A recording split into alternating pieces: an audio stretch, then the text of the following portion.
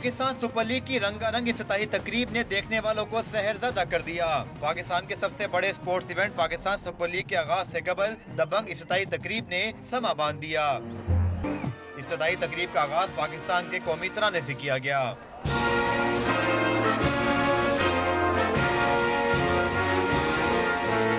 कौमी तराने के बाद एंट्री हुई फ्लाइंग ड्रमर्स की और फिर स्टेडियम रंगो नूर में नहला दिया गया।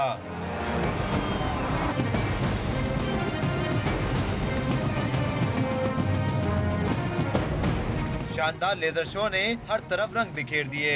पाकिस्तान की सकाफत को भी शानदार अंदाज में पेश किया गया। सबसे पहले बारी आई पंजाब की।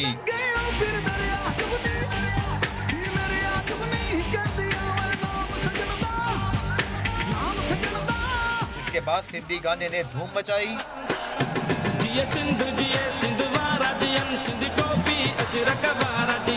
बलोची कल्चर ने भी सबको झूमने पर मजबूर किया।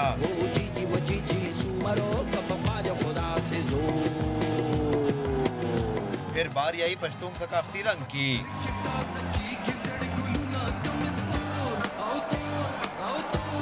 दिल दिल पाकिस्तान ने जुनैद जमशेद की यादें भी ताज़ा की।